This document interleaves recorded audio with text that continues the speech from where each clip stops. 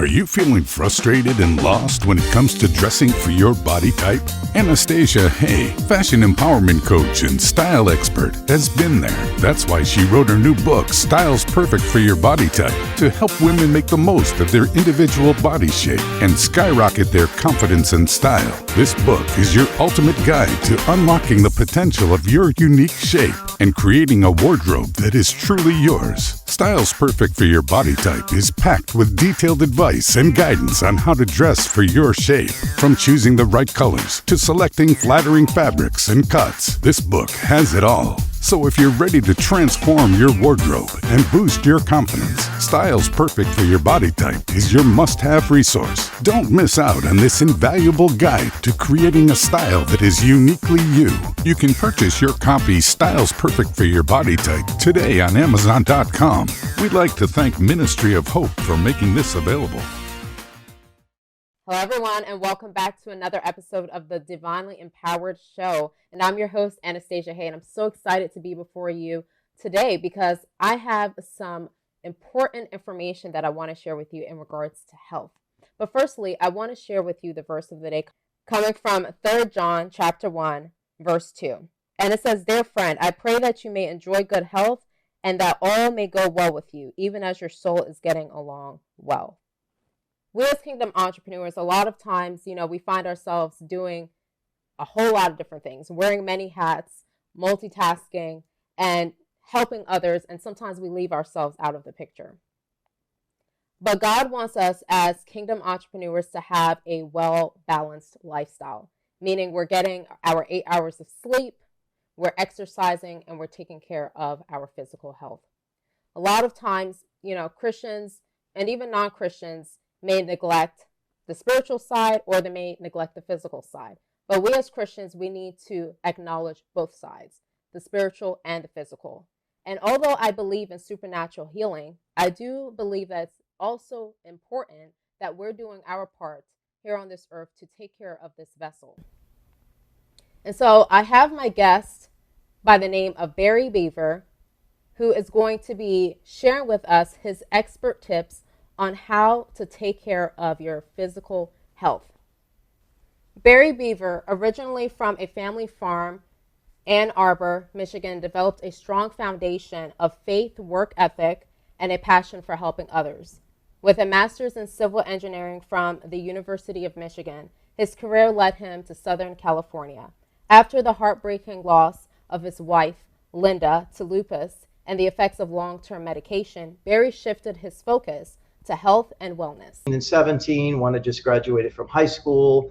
One was about to enter her sophomore year. So, dealing with Linda's death and helping to finish raising two young teenage daughters was a challenge. For me. How I got into the wellness business was I continued in engineering for a few years after she passed away, but it gnawed upon me about what had happened to her and why couldn't we find something or do something that could have prevented it. So I started learning about health and wellness and from a natural standpoint, what can we do in our daily lifestyle habits to avoid autoimmune diseases, to avoid having to be on pharmaceuticals as we get older, or maybe not even as we get older, as Linda was from a young age. So I just self-study, took some programs, and in 2012 I came across STEM tech and learned about stem cells. And about the same time, I felt a calling to leave engineering and learn as much as I could about natural wellness and develop the resources to be able to educate people and give them ways to get healthier and keep healthier. So that's kind of how it all got started, and it's just grown from there. Thank you for sharing that. I find that to be fascinating, but also sad at the same time because, out of this story and this traumatic experience, you have developed something that you can educate people with, your business, you're changing lives, that's for sure. But it's sad that typically people who are going to the doctor, getting their checkups, get some bad news, immediately the doctor refers them to prescription drugs. Like, what's your advice in regards to this? Like, do you feel like some prescription drugs are necessary to take, or do you feel like that should be the very last option and patients should find a natural remedy first? What's your advice on that? If when it is an emergency, you have an infection, you have an illness, pharmaceuticals certainly have their place, controlling pain. But for chronic disease, long-term illnesses, uh, I encourage people to, educate themselves, take their health into their own hands. One of my favorite sayings is, "You don't know what you don't know," and most people don't know that they have an option. They don't know about all this natural wellness, the potential to stay healthy. And what has happened in probably more than 50 years, but at least the last 50 years, is how our food system has changed. Our food supply has changed. We've gone from eating more, fresh fruits and vegetables and unprocessed meats to everything being processed. One of the things I do is teach people how to eat cleaner and to read food labels so they know what's what they're eating and how it can be harmful. I was at the grocery store yesterday and it was kind of sad, and I I almost said something to the lady, but there was this woman in front of me. She was with a teenage daughter. Her cart was absolutely full, and they filled the whole checkout counter and with what was in their cart. And I watched as she took things out, and her purchase was $215. So it's quite a bit of groceries. I saw three healthy items in her cart: a bunch of bananas, a dozen eggs, and a pineapple. And a pineapple's got a lot of sugar in it, but it's natural, and it's got some good healthy nutrients in it. Everything else was in a box or a can or packaged. And that's just not a healthy way to eat. I didn't see any other fresh vegetables or meats. And so we need to educate, and you can take your health into your own hands. We have been conditioned to listen to our doctors. We have become used to fast, convenient foods, and it's not healthy. And so, my mission is to educate people and let them know that they have a choice and that they can take their health into their own hands. Yes, I totally agree with you on that, Barry. For me, I started my health journey in my early 20s because I remember at the age of 17 or 18, I was struggling with some health issues, and I went to the doctor, and the doctor was just like, "You need to start eating more oatmeal." And he was giving, at that time, I felt like the doctors were a little bit more passionate about their job. It wasn't so much Mhm. only about the money, but they truly wanted to help their patients and make a difference. Now I feel like fast forward in this 28th century, people are just so wrapped up in health, especially the medical field. I've heard so many health and wellness coaches talk about this same topic, that they are just sick of the corruption in the medical field. And so I started my journey in my early 20s. I just started like reducing the types of food that I ate. When I'm going through the grocery aisles, I will look at the labels. And from spending 15 minutes in the grocery aisle, now it's like 2 minutes or less, because now I go to the same products, and I try to choose like products that are organic. So what you're sharing is really important because a lot of times people, even young people, are either obese or they get diabetes or they lose their life too soon. So this is really important. Absolutely. And uh, teen and young adult obesity is on the rise, and it's all because of the way we eat and our lifestyle. We kids don't get outside and play. They're on the computer. They're playing games on their phone, and you need exercise, and you need to eat healthy. I mean, I've gotten off track for a while in my life, but I grew up on a farm. We My parents and my grandparents had big gardens. During the summer, we would eat fresh, and then mom and grandma would can and freeze. And during the winter, we would eat mostly our own produce that we grew during the summer. There wasn't a whole lot of processed foods. And people, just like I say, we're in an instant gratification, convenient society and mindset right now. And it takes more time to eat healthy and cook at home, instead of bringing home prepared meals from either the restaurant or the fast food, or just the grocery store, and just heating them up. And many people heat these convenient meals up in the microwave, which takes away even more nutrition. So it's important to learn about it, and just develop the mindset that you can do it and be healthy. So what are some of the challenges that you experienced when you were transitioning to this niche? Well, part of it was just bringing in enough income, doing other things while I was spending all this time learning. But being frustrated with people. I mean, I have an engineering background. I'm not a doctor. I'm not a medical professional. So as I speak with people, there's a matter of trust and authenticity that I have to build with them, and just to help them shift their mindset.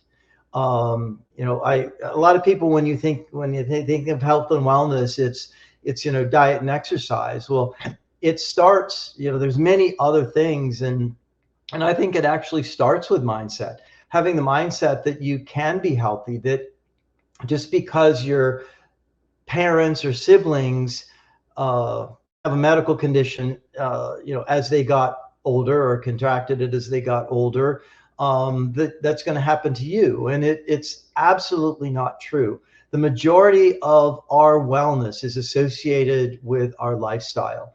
And so mindset, sleep is very important. Hydration is very important. I would guess that most people don't get enough sleep for their body to rejuvenate during the night, and they don't drink enough water. They're chronically hydrated, and our bodies are over 70% water, our brains even more. And so we have to have enough water in our body. And some people, they'll drink 3, 4, 16-ounce bottles of water and think that's enough. Well, that's really not at all close to being enough. And then comes food and exercise and supplementation, because even if you grow your own food organically, I don't think you can get you might be able to get the macronutrients, the protein, the carbs, the fats out of the food, but you don't get all the micronutrients that you need. So I think supplementation is very important as well. Thank you for pointing that out. Yes, definitely supplementation is something that should be included in everyone's lifestyle. Not because the food now these days doesn't even have as much nutrients as it used to back in the days. You were fortunate to be raised on a farm, and that's a blessing. Now, the question that I want to ask you: what are some essential advice you can share with busy entrepreneurs, those who are probably solopreneurs, or those who have a very busy lifestyle? They're probably moms and dads. They juggle a business, or they juggle a 9 to 5. Like, how can they implement health and wellness into their lifestyle, staying far away from, that Chick-fil-A, or when tempted to just like, hey kids, no dinner today. We're not cooking. We're going to just stop at Chick-fil-A real quick. Like, how can they be able to implement that on such a busy schedule and live a more wholesome, healthy lifestyle? Oh, that's a real good question. And I've been single for a while. My girls are out on their own, so it's easier for me to take the time. But I think, you can make it fun. You can incorporate, do it with your significant other. Go shopping together, go to farmers markets, make health a priority. And you don't have to do it 100% of the time. I mean, if you get some reasonably healthy prepared meals, 10-20% of the time, you're still making a great effort. And work into it gradually.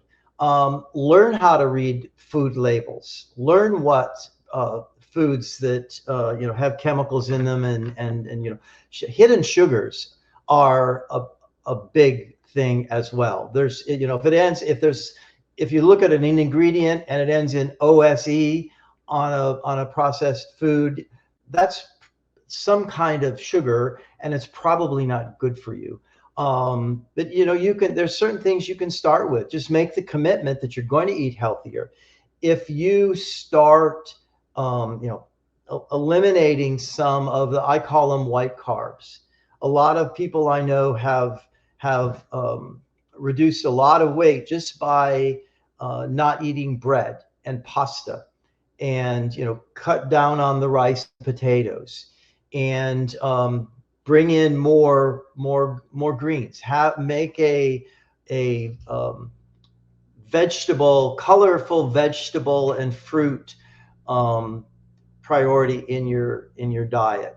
Look at the fats. We have to have fats in our body because we need them. We need healthy fats for our brains, like coconut oil and olive oil, and avocados are great. But first make a commitment. I'd say do it together. Get everybody on board and do what you can to make it fun. I mean, go to farmers markets on Saturday to do some of your shopping instead of the grocery store. So, it's an individual thing, but the first thing comes with the recognition and then making a commitment. Yes, read the labels. I'm big on that. You can't go wrong with reading the labels. I mean, once upon a time, I was fooled with just the front part of the product, thinking that, oh wow, it's whole wheat, until I turned to the back and it says enriched wheat, and it's like, that's not 100% whole wheat. You lied to me. No. The cover looks so great, Barry, but the labels, it's a whole different ball game. Now, exactly, and we have to be cautious nowadays, even with organic labeled food. I'm here in South Carolina now. Getting organic produce is not as easy as it was in San Diego, where I lived for most of my life.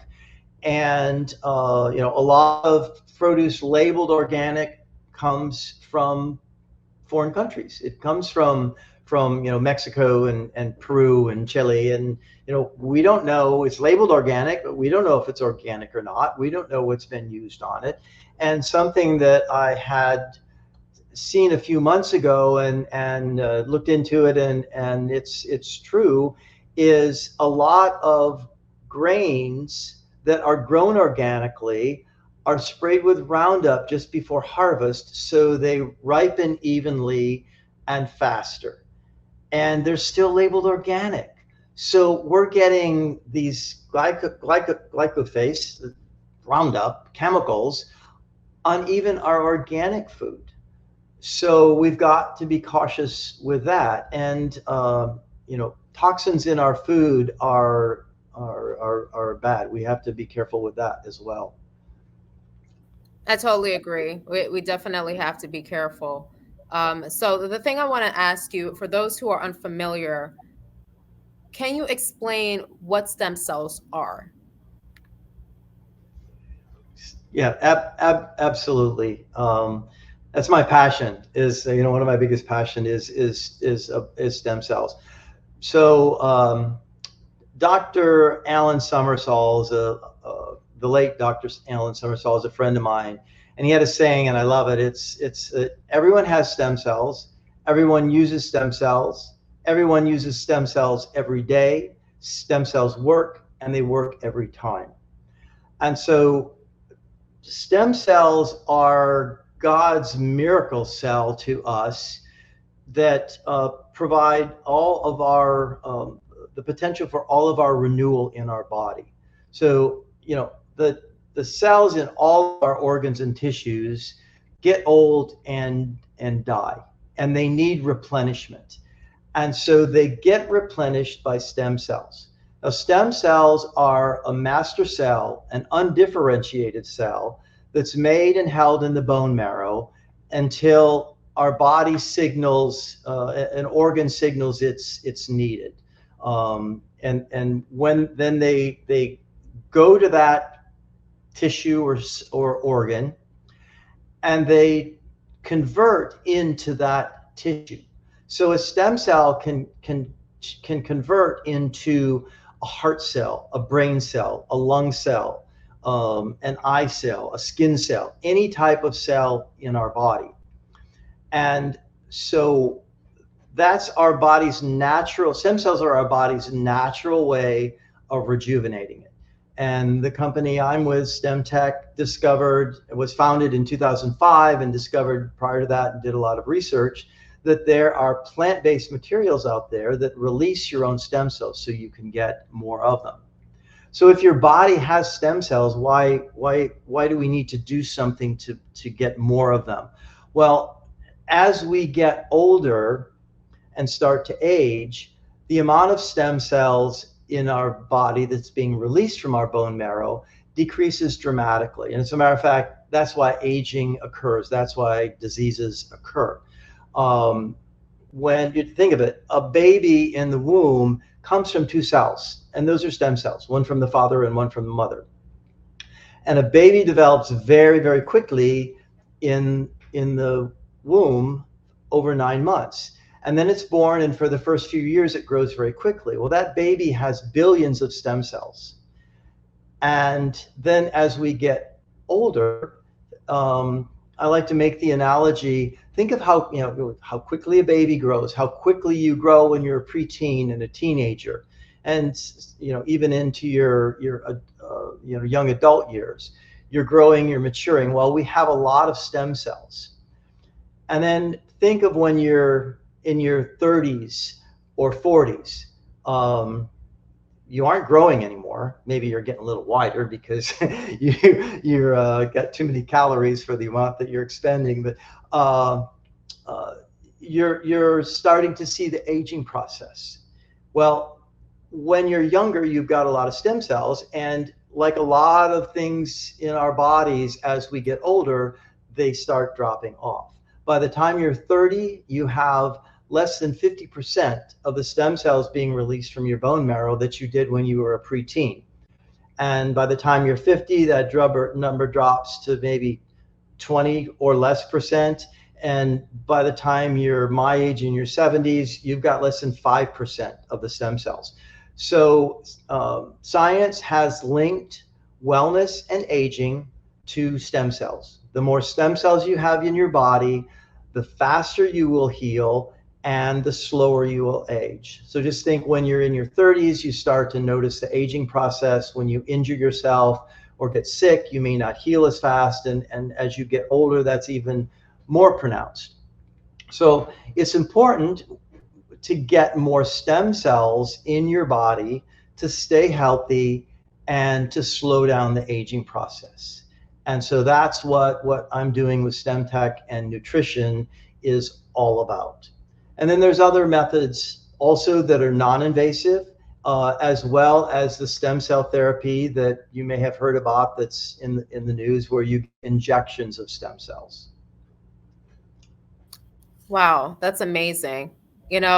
All of these natural things that God has already put inside of our body. And if we could just continue to maintain it, our life would lengthen. Don't you agree? Oh, absolutely. Absolutely. Yes. I mean, God made our bodies to heal themselves when we treat them correctly, when we treat them the way He intends us to treat them. One of the things that triggered me getting into this is I was introduced to Rick Warren and the program that he started called the Daniel Plan. And one of the statements he made is, God made our bodies are temples, are God's temples, and we aren't treating them like them, like a temple, because of the way we eat and take care of ourselves. All right. I hope you guys enjoyed today's episode. Start taking care of your body if you're not. Prioritize your health, because your health is a part of your wealth as well. God wants to use us powerfully as kingdom entrepreneurs. So don't get too caught up in the busy work that you forget about your health and forget about taking care of yourself. So I hope you found this episode informative and inspiring, and stay tuned for our next episode. God bless you. And follow us on social media at Divinely Empowered Media to stay up to date with the latest episodes, inspiration, tips, and quotes of the day. And if you'd like to become a speaker or a guest on our show, feel free to head over to our website, www.divinelyempoweredmedia.com, for more information. And also, we do have upcoming networking events that you can take part of. So don't miss out. God bless you, and see you soon.